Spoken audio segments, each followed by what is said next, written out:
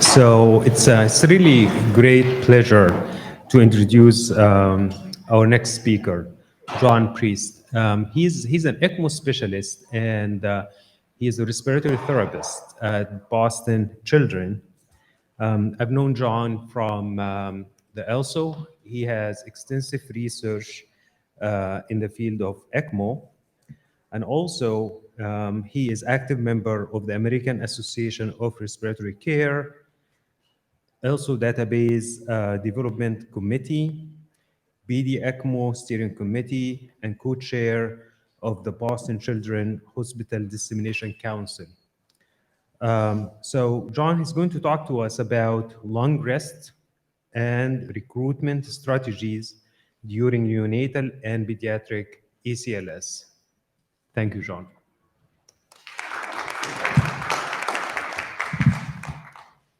All right, thank you. So again, my name is John Priest. I've been at Children's for 15 years, both as an ECMO specialist and a respiratory therapist. Today, like you mentioned, we're going to talk about lung rest and recruitment strategies during neonatal and pediatric ECMO. As far as the disclosures, I have none. Basically, what the objective of this is, we're going to go over mechanisms of lung injury, lung rest modalities and strategies, lung recruitment strategies, and discuss some of the literature based on those topics. As far as the literature, most of the stuff you read is based off of descriptive studies of adults, a lot of animal studies. But the biggest thing is there's no expert consensus or evidence-based guidelines, and there's many limitations to all the various topics of mechanical ventilation. So this X-ray, this is what you get in the neonatal pediatric world most of the time. You have a patient that's pretty acidotic, pretty hypoxic. Tidal volumes at this point are potentially 2 to 3 per kilo, very low. This particular X-ray is from a congenital diaphragmatic hernia. And where do we go from here? Because the data is limited in this patient population. And if I polled everyone in the room, we probably all have different strategies of where to go from here. And like I mentioned before, lacking expert consensus and evidence-based practice. But what are the optimal settings? And again, this is a highly debated topic. What's the optimal tidal volume? What's the optimal PEEP? And one of the really important questions that everyone's looking at is what's the optimal time to recruit the lung?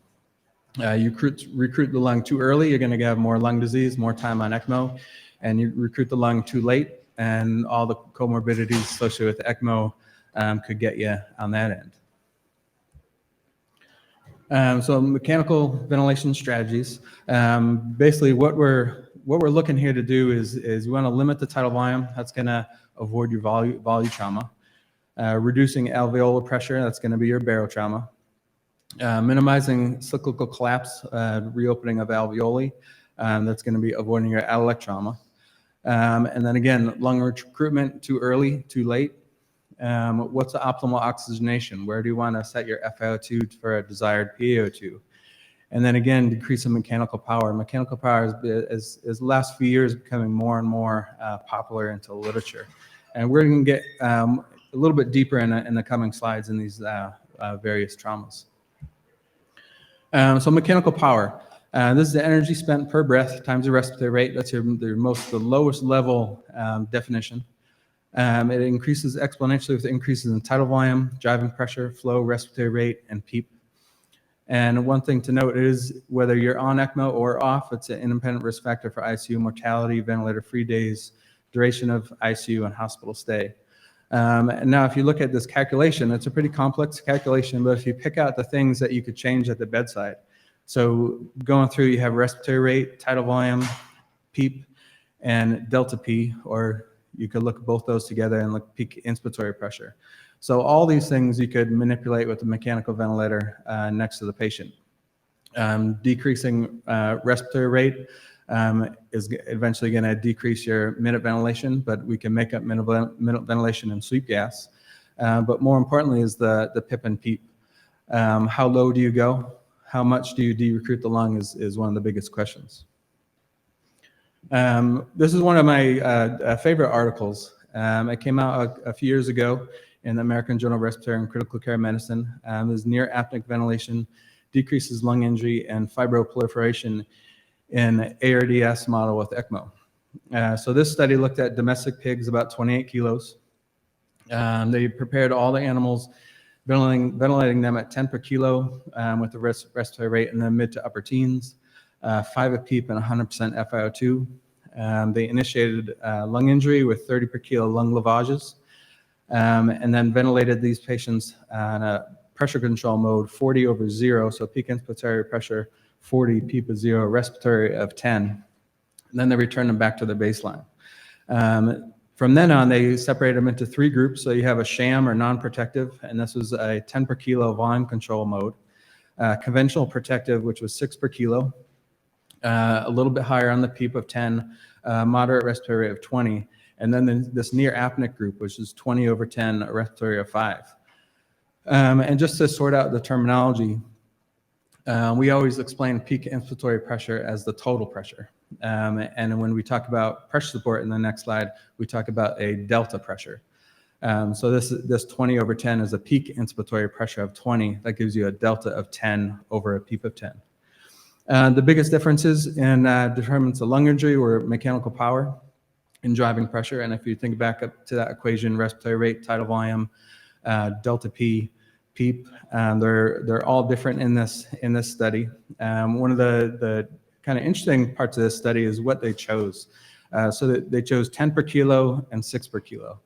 It's pretty rare that an ECMO patient would be ventilating, if you're looking at just the respiratory side of things, at 10 per kilo. This patient is most likely coming off ECMO. But you can take this into account, the cardiac patients. The cardiac patients have good, usually good lung mechanics, and these are ones that we usually ventilate them 10 to 15 per kilo at times. Basically anything to avoid atelectasis. And then that middle group, 6 per kilo, this is again a higher than usual what we would see at the bedside in our respiratory group. Other limitations of the study is the FiO2 set at 100%.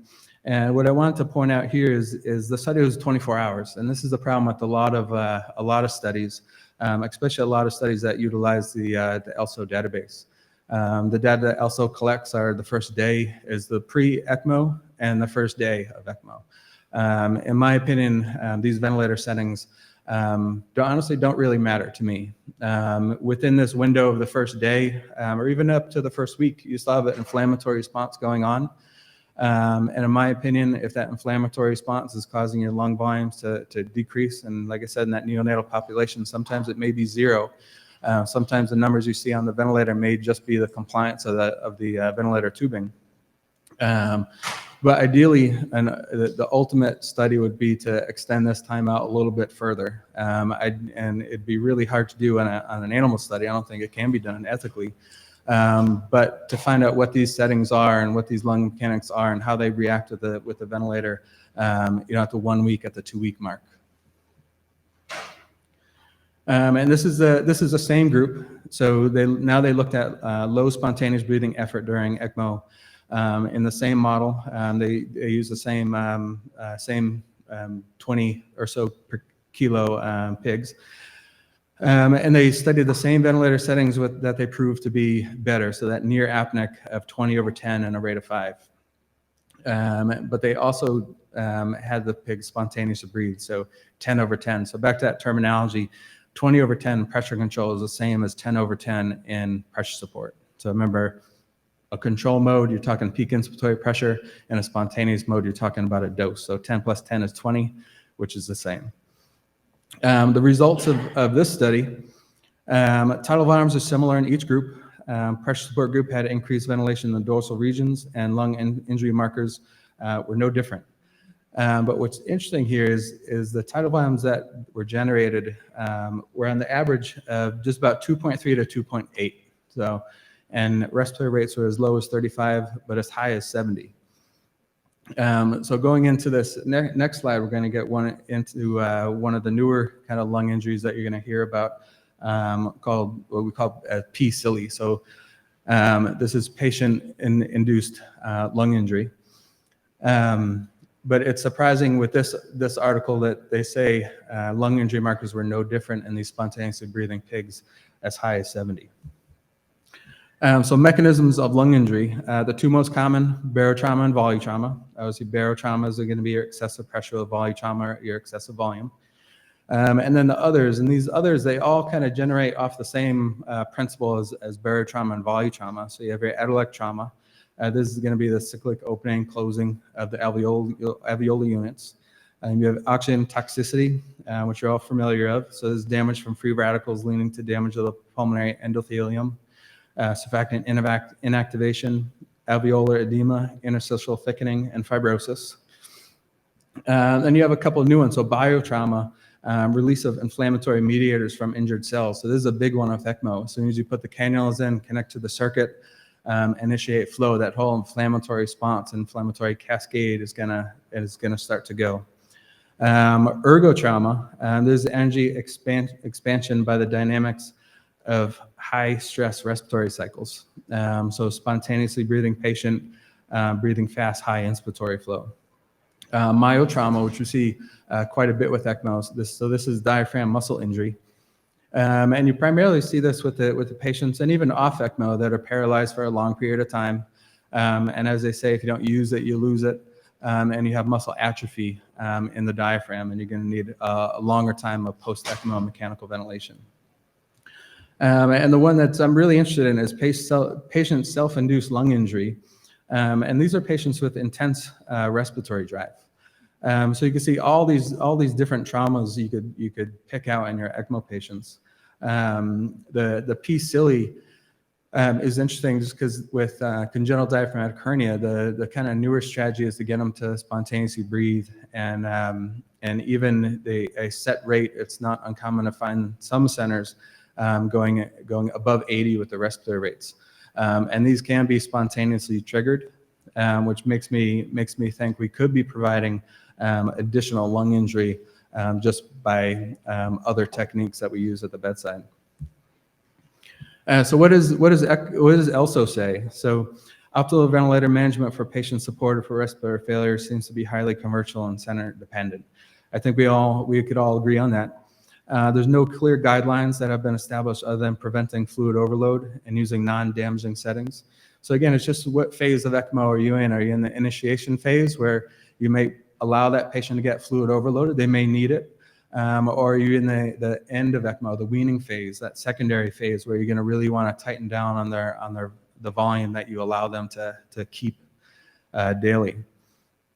The current ECMO, the current ELSO recommendations for neonate, so low FiO2, Romer to 30%, a relatively low PIP of 15 to 22, and that's your peak inspiratory pressure. Respiratory rate, moderate 12 to 20, and an I time of 0.5 seconds. With pediatrics, you're going a little bit higher in the PEEP, 10 to 15, with still low respiratory rates. With this one, you allow the pediatrics to get a little bit higher in the peak inspiratory pressure, keeping it less than 20 to 30. You're going to extend that I time out a little bit longer, up to 1 second, and allow them to have a little more FiO2. Now, the problem with these recommendations is it's coming from ELSO, which is a very highly reputable organization, but this is blanket covered because ELSO is going to look at the broad spectrum of patients. We're looking at a congenital diaphragmatic hernia and a hypoplast. So these ventilator settings aren't necessarily specific to one disease process. They're going to be kind of blanket covered across the board. So lung rest during ECMO for neonatal respiratory failure. This is talking about practice variations and outcomes. This was published in 2018. Again, pretty good study. It's most of these studies give me more questions than answers. With a lot of times, this is good. So results of this, most centers use conventional mechanical ventilation at 88% compared to high frequency ventilation at 12%. And the PEEP levels 4 to 6, 7 to 9, 10 to 12, pretty variable with those with real no solid consensus. Respiratory rate, however, is pretty standard across the board at most institutions using a respiratory rate of 10. Peak inspiratory pressure of 15 to 20 is pretty common, and again, low FiO2. So the survivors in this group, whether you're on high frequency or conventional mechanical ventilation, only had a 7% difference. So really not that much, but a higher PEEP did require the shortest duration of ECMO. The questions I have here is, did the higher PEEP maintain recruitment?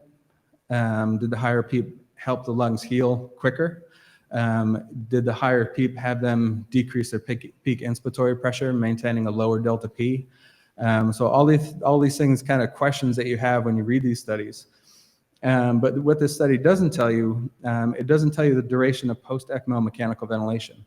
And a lot of this that we do at the bedside, and a lot of times when we're taking care of an ECMO patient, we get decannulated and we walk away and we move on to the next patient. But it's really important to look back and see the work you did and what your outcomes are off ECMO.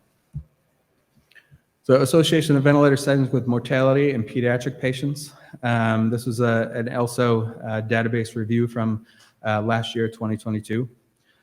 And this was ECMO runs in patients from 29 days to 18 years. So a pretty wide variety, but technically pediatrics. Most patients were on VV, so 62%. The pre-ECMO, again, most were ventilated with conventional ventilation with high mean air pressure and high FiO2. And I think we could all agree most of these patients at pre-ECMO, again, they're hypoxic, they're hypercarbic, so we have high PEEP, high PIP, high respiratory rate, and high FiO2. And then again, we look at just the 24-hour after ECMO. The most common settings are 20/10, so that's your delta of 10, PEEP of 10, rate of 10, and then low FiO2. So pretty much going with that standard of 10, 10, and 10. So what was independently associated with mortality? High PEEP and high FiO2. So the question I have here, were these patients just sicker? Did they require more PEEP? What you don't get from these studies is what is everyone doing for their ECMO goals? Are you flowing high, giving antihypertensives, and being able to reduce your FiO2, or are you doing the reverse? So with these survivors, PEEP between 8 and 10 and a delta P greater than 16 were associated with shorter ECMO runs. FiO2 greater than 60% were associated with longer ECMO runs. But again, we're only looking at the 12-hour ECMO data. So again, that inflammatory response, it's kind of hard to judge what's going to happen if you could take the same study and apply these same techniques to week 1, week 2, week 3. So what are the modes that we use during ECMO? So conventional ventilation, you have pressure, you have your pressure modes, which are pressure control, so pressure assist control. You have pressure SIMV, pressure support, and APRV, which is airway pressure release ventilation. Volume control, you have volume control, assist control, volume control SIMV. For the combined modes, you have PRVC, and then PRV SIMV is just an addition of pressure support. And then not too commonly used, but is used as high frequency ventilation during ECMO, and you have your oscillatory ventilation and your jet ventilation. Biggest difference between the two is what type of patient are you treating when you're using a high frequency mode? Is this a hypoplast? Is this a congenital diaphragmatic hernia? Someone that is not going to tolerate a high mean air pressure, you're going to go with the jet. If you're looking at a ARDS patient, someone's going to tolerate a higher mean air pressure, you're probably going to be looking at going to the oscillator. I don't have any particular bias towards any mode of ventilation. The most important thing is to know how it interacts with the patient and how each variable can increase or decrease lung damage. If I could pick one in this group, it would be APRV. That does seem the most interesting, but it may not be the most popular. There's a lot of studies that prove that APRV is not a good mode for children. With the addition of ECMO, I believe APRV can be a really good mode. APRV is going to maintain a mean air pressure. If you're familiar with APRV, you need the dumps to provide ventilation. With ECMO, I need the sweep gas to provide my ventilation. So APRV on ECMO can be used really well for a lung protection mode, keeping the mean air pressure stable, and also a lung recruitment mode with your high mean air pressure and also long inspiratory time. So another study of mechanical ventilation in children on VV ECMO. This was in Respiratory Care 2020. So they, again, mention here, no evidence-based guidelines or expert consensus for this patient population. They looked at just above 200 patients, first 7 days of ECMO. Most patients were ventilated in a traditional mode, which is usually pressure control. The most common non-traditional mode was APRV. No observations, clinical outcomes associated with PIP, PEEP, mean air pressure, high mean air pressure, targeted modes. But interesting enough, ventilator FiO2 was associated significantly with mortality. They came out with, for every increase of 0.1 in FiO2, there's a 38% increase in odds of mortality. So again, this is a VV, mostly VV ECMO study. And as you know, blood still has some mix with the lungs. We're still relying on the heart to pump the blood distally. What's interesting here is that is pretty significant. Every 0.1 increase in FiO2, 38% increase in odds of mortality. But what's interesting here is again, you don't know what the other centers are doing. Are they a true lung rest center? Do they just turn the ventilator down? Or are they more of a moderate recruitment center? And VV, mechanical ventilation on VV is very interesting. So VA ECMO, as you know, you could potentially pick whatever ventilator settings you want. It's going to be partial bypass. You could crank your settings down as low as you want, and you're most likely going to end up with the PO2 somewhere greater than 50, greater than 60. VV ECMO, again, slightly different just because you're still mixing with the lungs. It's only going to be pulmonary support. And these patients, what you have to really notice is there's more of a strategy with mechanical ventilation with VV. You can't just turn your ventilator settings, turn your PIP, PEEP, and rate all the way down to your rest settings. You really have to have a thought process behind it. So if you're starting with a mean air pressure of 20, as you come down your rate, say your rate is 30 and you drop it to 10, your mean air pressure is going to significantly decrease, causing atelectasis trauma, causing de-recruitment. So you just have to be detailed in your response of how you want to set the mechanical ventilator in VV to avoid the over de-recruitment. So different types of lung rest. So you have your complete lung rest. This is going to be your CPAP or low level pressure control. And in my patient population, primarily these are the ones with the large air leak. Sometimes we'll put them on basically a CPAP of 5 or just enough CPAP so that air leak goes away. And then the ultimate lung rest will be extubation. Primarily used in older pediatrics or adults. It's not I've actually never seen a neonate extubated on ECMO. But the patients we will see in the pediatric range are the lung transplant. So the patients waiting for a lung transplant who are going to be trached, usually on a double lumen venous catheter. And these are the ones that are going to be rehabbing on their way to a lung transplant. And then you have a moderate rest strategy. There's going to be a moderate PIP and PEEP level, again, with low respiratory rates, long inspiratory times. And this low rate, long inspiratory time provides a little bit of a recruitment, but you always have to remember which edge of ECMO you're on. So are you on the primary stages where you're still dealing with lung inflammation, or are you on the back end where you're starting to wean your ECMO flow? And this one, it's very easy to switch and kind of ride that line of lung injury. And then you have your lung recruitment strategy, and this is your recovery strategy. So different ways to recruit the lung. You have sustained inflation. This is your traditional 40 for 40 recruitment maneuver. And in neonatal pediatrics, we don't typically do these very often. Your progressive PEEP, this is your staircase PEEP recruitment. Again, you have to be well versed in mechanical ventilation, be able to look at your settings and being able to determine if the PEEP is improving your compliance. Tidal recruitment, really don't use that too often, but that is just the mechanical ventilation, tidal volumes over time recruiting lung. And then again, the APRV ventilation with the long inspiratory time and high mean air pressure. And then lastly, I'm putting this in here because it's hard to give an ECMO talk without talking about anticoagulation. And this study was in 2018 from Mark Puder's lab from Boston Children's Hospital. And this is heparin impairs angiogenic signaling of compensatory lung growth after left pneumonectomy. So this study, they took 8 to 10 week-old mice, gave them a pneumonectomy, followed by daily injections of saline or VEGF. And VEGF is known as vascular endothelial growth factor. Lung volume measurements and analysis were performed on post-op day 4 and 10. Lung volume on day 4 was higher in the VEGF-treated mice. But what's interesting is they treated these mice with either heparin or bivalirudin.